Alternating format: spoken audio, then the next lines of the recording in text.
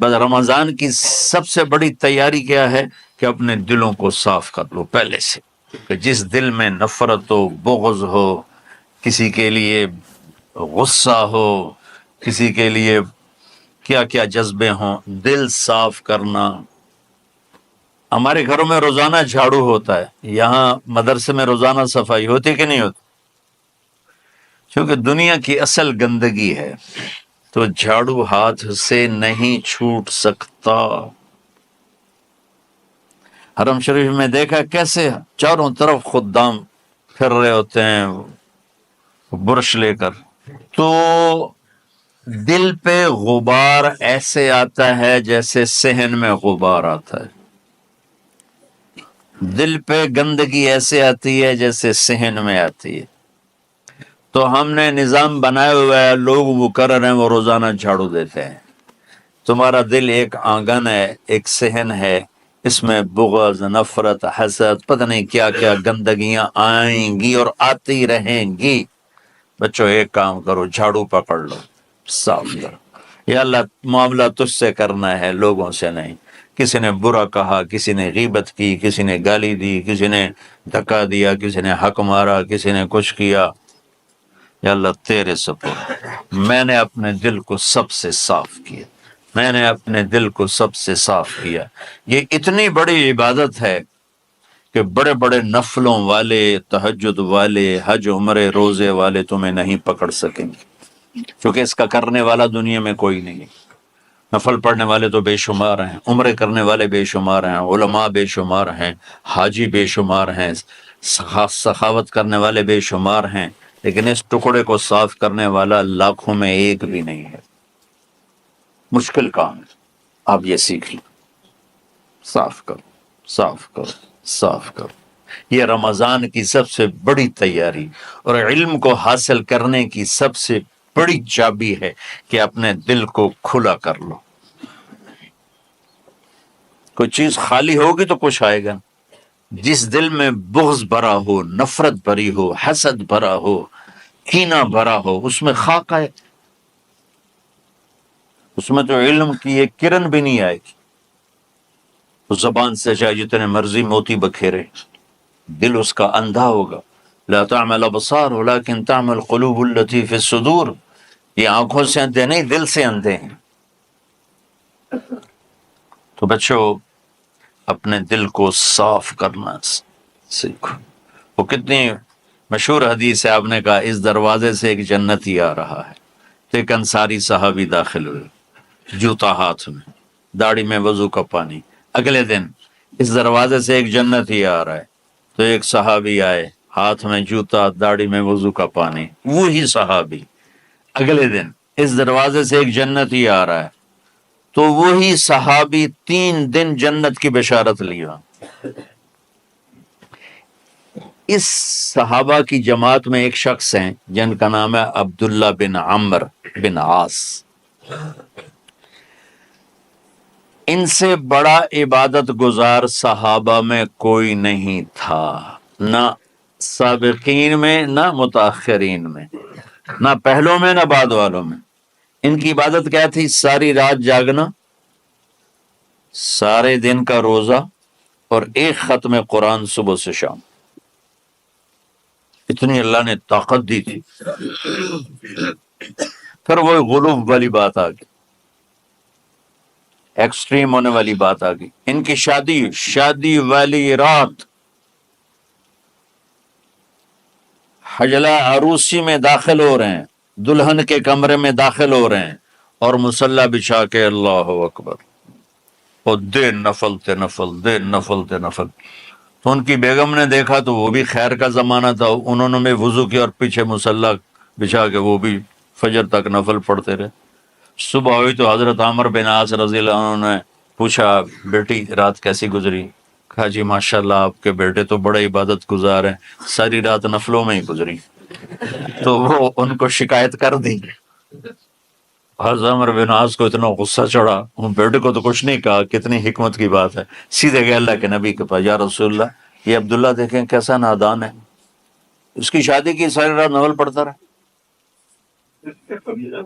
تو آپ کہتے ہیں ماشاء اللہ کتنی بڑی بات ہے، نفلوں میں گزر گئی، رات بھی نفلوں میں گزر گئی۔ تو آپ نے حضرت عبداللہ بن عمر کو بلا کے ڈانٹا کہ تو نے مہینے میں 3 دن روزے رکھنے ہیں، بس اس سے زیادہ نہیں رکھنے، اور ہفتے میں 1 قرآن ختم کرنا ہے۔ کہا یا رسول اللہ میرے اندر طاقت زیادہ ہے۔ پھر اچھا 15 دن روزے رکھنے، کہ نہیں میرے اندر طاقت زیادہ ہے۔ آپ اس کو تھوڑا تھوڑا کر کے گھٹاتے رہے، اور وہ ہر دفعہ نہیں یا رسول اللہ میرے اندر طاقت زیادہ ہے۔ تو آخر میں آپ نے کہا اچھا چلو 100 داودی پہ آ جاؤ، 1 دن روزہ رکھو، 1 دن افطار کرو، اور 3 دن سے پہلے قرآن ختم نہیں کرنا۔ تو آپ نے اس کو پیچھے کیا۔ یہ بیٹھے تھے اس محفل میں، ان کے دل میں آیا کیا یہ بزرگ مجھ سے زیادہ عبادت کرتا، رات میں ساری جاگتا ہوں، دن روزہ رکھتا ہوں، 1 ختم کرتا ہوں، تو جنت کی بشارت تو مجھے ملنی چاہیے تھی، ان کو کیسے مل رہی؟ یہ کسی کتاب میں نہیں لکھا کہ یہ ان کا جذبہ تھا، لیکن جو کہ میں ان کی سیرت کو جانتا ہوں تو مجھے خیال آتا ہے کہ ان کی نفسیات میں یہ بات آئی ہوگی، چونکہ صرف انہیں کو خیال آیا کہ میں جا کے دیکھتا ہوں کہ یہ بزرگ کیا کرتے ہیں۔ تو ان کے پاس پہنچ گئے، چاچا، ذرا وہ ادھیڑ عمر تھے، چاچا وہ میرے ابا تھوڑے ناراض ہیں، کچھ دن آپ کے پاس گزارنا کا، بیٹا بسم اللہ آ جاؤ۔ اب رات ہوتے ہی عشاء کی نماز پڑھ کے انہوں نے جلدی سے چادر اوپر لی اور یوں سراغ کر کے ان چاچا کو دیکھنے لگے ایسے کر کہ اب یہ کیا ساری رات سجدہ کرے گا، اور ساری رات روتے روتے روتے روتے مصلی گیلا ہو جائے گا، یا ساری رات رکوع کرے گا، ساری رات قیام کرے گا، ساری رات قرآن پڑھے گا، اس تصور سے یوں دیکھ رہے۔ اور وہ بزرگ صحابی تشریف لائے، سرانے پہ سر رکھا، اللہم بسمک اموت و احیا، ہو گئے۔ اب یہ دیکھ رہے ہیں ابھی اٹھیں گے، ابھی اٹھیں گے، ابھی اٹھیں گے، اٹھے نا، فجر کی اذان پہ اٹھے۔ اب یہ تو حیران پریشان ہو گئے کہ یہ کیا ہو؟ اس زمانے میں تو منافق تہجد نہیں چھوڑتے تھے ڈر کے مارے کہ پتہ نہ چل جائے ہمارے کفر کا، تو یہ چاچا جنت بھی لے گیا تو ستا بھی پیا کہ چلو کل دیکھوں گا۔ اگلی رات پھر چادر سر پہ کر کے یوں سوراخ کر کے لیٹے ہوئے اور دیکھ رہے، چاچا پھر تشریف لے اور سرانے پہ سر رکھا، اللہم بسمک اموت و احیا، ہو گئے۔ فجر کی اذان پہ اٹھے، یہ اور پریشان ہو گئے کہ میرا نبی کا فرمان تو سچا ہے، اس میں تو شک بھی کفر ہے، لیکن عمل کیا ہے جس پر اس کو جنت کی بشارت ملی؟ 2 رکعت نفل بھی نہیں۔ اور آج کے دور میں تم میں سے ماشاءاللہ اکثر بچے تہجد پڑھتے ہیں، کیا 1 رات اور دیکھوں گا، پچھلے اللہم بسمک اموت و احیا، ہو گئی ساری رات۔ تو تیسری رات پھٹ پڑے عبداللہ بن عمر، کہنے لگے چاچا میری ابا سے کوئی لڑائی نہیں تھی، 3 دن میں تیرے بارے میں سنتا رہا، جنتی جنتی جنتی، میں دیکھنے آیا تھا کہ آپ کیا کرتے ہیں، آپ تو کچھ بھی نہیں کرتے ہو، ساری رات سوتے رہتے ہو، آپ کیا کرتے ہو؟ میں کہا بیٹا یہی ہے جو تم نے دیکھا ہے۔ اب ان کو سمجھ میں نہیں آ رہا کہ یہ جوڑ کیسے بٹھاؤں، ادھر جنت کی بشارت، ادھر ساری رات خراٹے، اب یہ اس میں جوڑ کیسے بٹھاؤں، کیونکہ نبی کی بات تو غلط ہو نہیں سکتی۔ تو اب وہ نا ایسے نا بڑے بے دل سے ہو کر واپس مڑے، پتہ نہیں کی چکر ہوئے گی کوئی گل۔ جب وہ دروازے تک پہنچے تو کہنے لگے بیٹا ادھر آنا، واپس آ گئے۔ کہا میں تمہیں اصل راز کی بات بتاتا ہوں۔ کیا ہے کیا ہے؟ تو یہاں ہاتھ رکھا کہ یہ جو دل ہے نا، اس میں کسی انسان کی نفرت نہیں ہے۔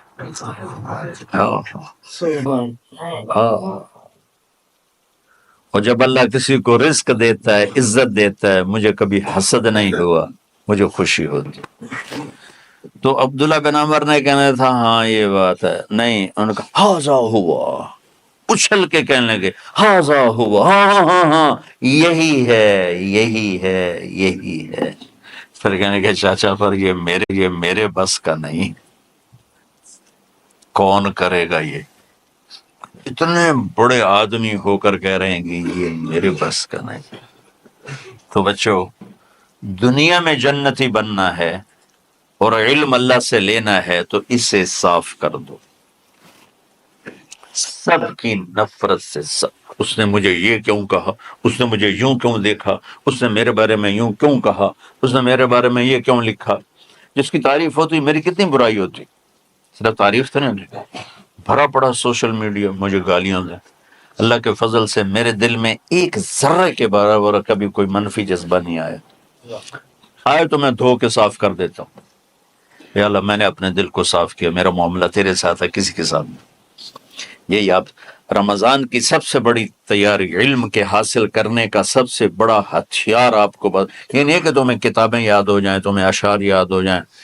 تو ساری امت سے کہتا ہوں رمضان کا استقبال کرو دلوں کو صاف کر کے، نفرتوں کو مٹا کے، مذہبی نفرت، دنیاوی نفرت، رشتوں کی نفرت، بول چال کی نفرت، سیاست کی نفرت، لین دین کی نفرت، ان سب سے اپنے دل کو صاف کرو تاکہ رمضان میں اللہ نے علم اتارا، اللہ تعالیٰ آپ کو علم عطا فرمائے، اور باقی لوگ جو عام دنیا میں زندگی گزار رہے ہیں ان کے دلوں میں اللہ رمضان کا نور اتارے اور اپنے اور ہدایت کا نور اتارے۔ یہ سب سے بڑی تیاری ہے اس کی۔ اور کسی سے گلہ ہے، غصہ ہے، ناراضگی ہے، کسی سے بولتے نہیں ہو، ابھی سے شعبان آ چکا ہے، آپ شعبان سے رمضان کی تیاری شروع فرما دیتے تھے۔ تو اس کی تیاری کیا ہے؟ وہ دلوں کو صاف کرو، معاف کرو، معافی مانگو، تمہارا قصور نہیں پھر بھی معافی مانگ لو، دلوں کو صاف کرو، اور اپنے اور اللہ سے سخاوت مانگو کہ اللہ کو سخی بھی پسند ہے اور صاف دل والا بھی پسند ہے۔ انسان کے بارے میں اللہ تعالیٰ کی کتاب کہتی ہے کہ انہ کان ظلوما جہولا، بہت بڑا جاہل ہے اور بہت بڑا نادان ہے۔ باقی جتنی مخلوق ہے، ایک مچھر سے لے کر ہاتھی تک، ربنا الذی اعطی کل شیء خلقہ ثم ہدی، رب وہ ہے جس نے ہر چیز کو پیدا کیا اور اسے زندگی گزارنے کا صحیح طریقہ سمجھائے۔ کوئی جانور، کوئی دو پایا، کوئی چوپایا، کوئی پرندہ، کوئی کیڑا، کوئی مچھلی اپنے لائف سٹائل میں کوئی غلط نہیں کر سکتے۔ آپ شیپ کے سامنے گھاس رکھ لیں، بیٹھا رہے گا؟ نہیں کھائے گا۔ گوشت رکھیں گے تو کھائے گا۔ بکری کے سامنے گوشت رکھ دیں، نہیں کھائے گا۔ گھاس رکھیں، کھائے گا۔ یہاں کتنے شوگر والے بیٹھے ہوں گے، ان پہ آگے مٹھائی رکھو، کھا جان، حالانکہ پتہ بھی ہے کہ نہیں کھانی، پھر بھی کھائیں، اپنے آپ کو تسلی دیں گے ادھی بلی بات کھا لوں۔ تو ایک تو انسان جاہل پیدا ہوتا ہے، لا تعلمون شیئا، تم کچھ بھی نہیں جان۔ پھر کسی نے کسی شعبے میں علم حاصل کیا، کوئی کسی شعبے میں، کوئی کسی شعبے، تو ان تمام کے اوپر ایک آیت اللہ نے ایسے پھیلا دی ہے، وَمَا أُوتِيتُم مِّنَ الْعِلْمِ إِلَّا قَلِيلًا، تم نے جو کچھ سیکھا ہے وہ خود نہیں سیکھا، وہ تمہیں اللہ نے لیا ہے، وہ بہت تھوڑا بھی ہے، الا قلیلا، وہ تھوڑا بھی ہے۔ تو تھوڑے علم کے ساتھ کوئی کام بھی صحیح نہیں ہو سکتا۔ تو پھر کیا حل ہے؟ اللہ تعالیٰ نے کہا فَفِرُّوا إِلَى اللَّهِ، میری طرف دوڑ لگاؤ، میرے پاس آؤ، میرے پاس تمہیں زندگی کا حل ملے گا۔ یا اللہ تو اب اوپر ہے، کہاں سے تیری باتوں کا پتہ چلے گا؟ تو اللہ تعالیٰ نے فرمایا لَقَدْ جَاءَكُمْ رَسُولٌ مِّنْ أَنفُسِكُمْ، تم میں ایک رسول میں نے بھیجا ہے، عزیزٌ علیہ ما عنتم، تمہیں تکلیف میں دیکھ کر اسے دکھ ہوتا ہے، حریصٌ علیکم، تمہاری خیر خواہی کا اسے حرص ہے، خیر خواہی کا لالچ ہے۔ بالمؤمنین رؤوف الرحیم، اللہ نے کسی انسان کو اپنے صفاتی ناموں سے نہیں نوازا اور اپنے نبی کو اپنے دو صفاتی نام عطا فرمائے، بالمؤمنین رؤوف الرحیم، ان ربک لرؤوف الرحیم۔ ایک طرف اللہ کہتا ہے تیرا رب رؤوف الرحیم ہے، اور زمین پر کہتا ہے میرا محبوب بالمؤمنین رؤوف الرحیم، وہ آپ کے لیے رؤوف الرحیم ہے۔ تو رؤوف بہت نرم، حد سے زیادہ نرمی کرنے والا، رحیم ہر وقت رحمت کرنے والا، ہر وقت رحمت کرنے والا۔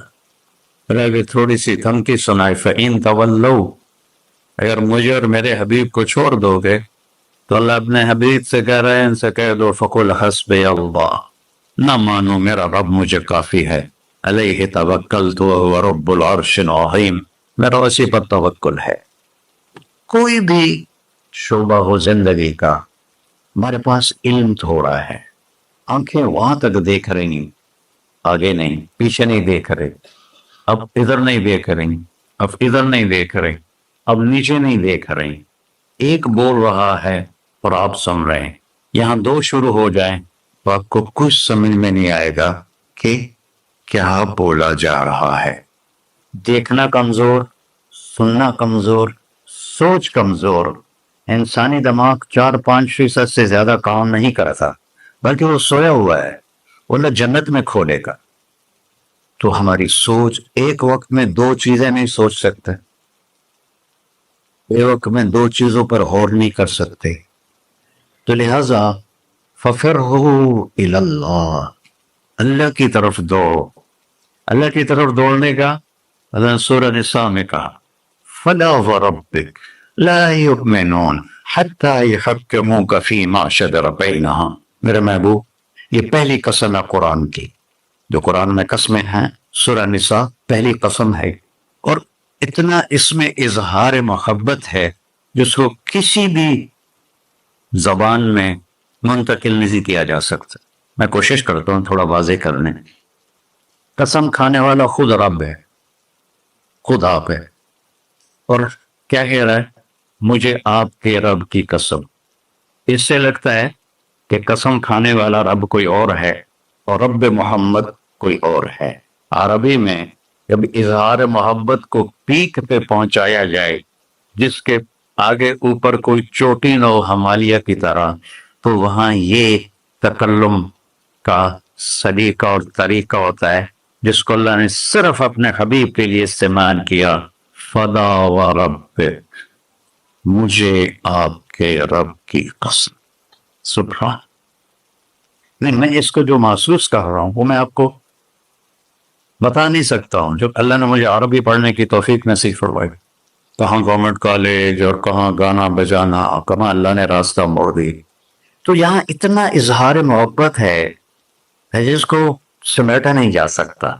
تو اس کے بعد فَلَا وَرَبِّكَ، مجھے آپ کے رب کی قسم۔ اللہ اپنی قسم کیسے اٹھا رہا ہے؟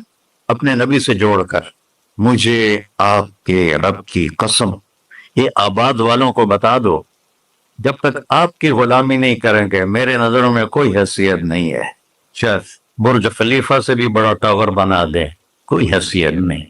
یہاں حیثیت کا سکہ محمدیت پر ہے، نہ کہ پیسے پر، نہ کہ شکل و صورت پر، نہ کہ کسی اور نسبت پر۔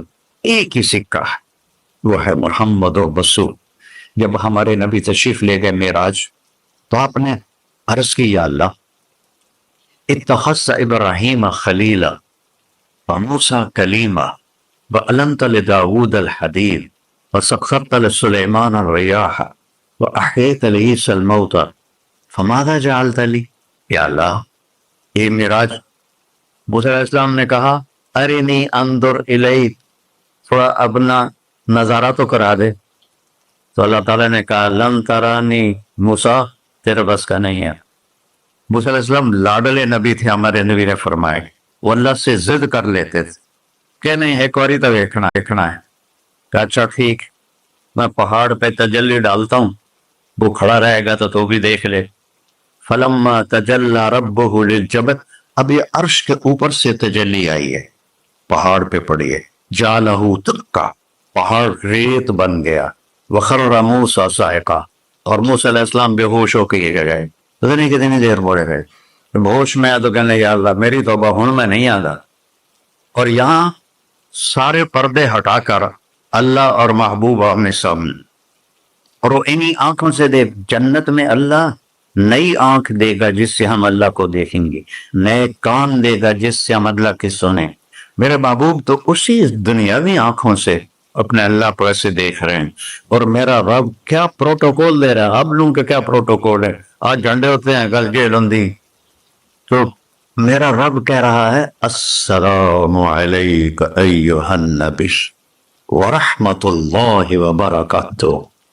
کیا سلام پیش کیا میرے اللہ نے اپنے بندے کو، عبد ہے، عبدہ ورسولہ، عطیات میں پڑھتے ہیں واشہد ان محمدًا عبدہ ورسولہ، اللہ کے بندے ہیں، رسول ہیں۔